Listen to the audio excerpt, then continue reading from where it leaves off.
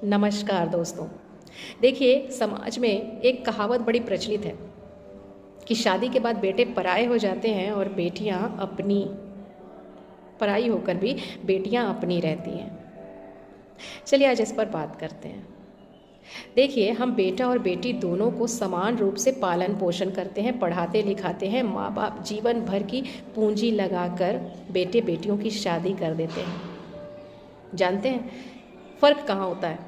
बेटी को विदा करने के बाद हम बेटी से कोई अपेक्षा नहीं रखते, हम बेटी से कोई आशा नहीं रखते। हम दामाद के भी सास होते हैं, लेकिन वहाँ पर हम कोई अधिकार नहीं दिखाते। वहाँ हम सिर्फ देते हैं प्रेम और सम्मान।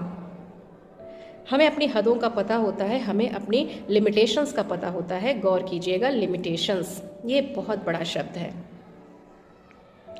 वहाँ पर हमें ये हद पता होती है कि मुझे अपने दामाद को क्या बोलना है, कैसे बोलना है, ताकि मेरी बेटी खुश रहे, मेरी बेटी पर उसका कोई असर ना हो, उनकी गृहस्थी खराब ना हो। लेकिन यही लिमिटेशन हम बेटा और बहू के मामले में भूल जाते हैं। जो मन करे सो कह दें, जैसे मन करे वैसे बहू को टैकल करें। अपनी सारी हदों को हम भूल जाते हैं। वहाँ पे हम अधिकार जताने लग जाते हैं। बस यहीं पे ये दोहरी मानसिकता की वजह से ही रिश्ते खराब होना शुरू हो जाते हैं। देखिए, बेटा और बहू से आशा करना, मैं इसको गलत नहीं ठहराती। कोई भी इंसान जब पेड़ लगाता है तो वो उससे फल और छाया की उम्मीद रखता है।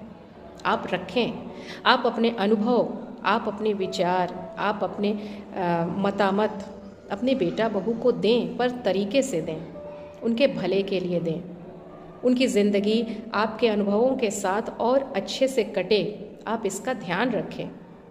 लेकिन जब आप ज़रूरत से ज़्यादा हस्तक्षेप और अपनी हदों को पार करते हैं तो रिश्ते बिगड़ते हैं, खटास आती है रिश्तों में, और उसके बाद लोग ये कहते हैं कि शादी के बाद बेटे पराए हो जाते हैं। अगर हम अपने लिमिटेशंस और अपने दायरे को पहचानेंगे बेटा बहू के मामले में भी, तो शायद ये रिश्ता उतना खट्टा और कड़वा आगे चलकर नहीं होगा। हर रिश्ते की मधुरता बनी रहेगी। विचार अच्छे लगे हों तो वीडियो को लाइक करें और अपना साथ बनाए रखें। नमस्कार।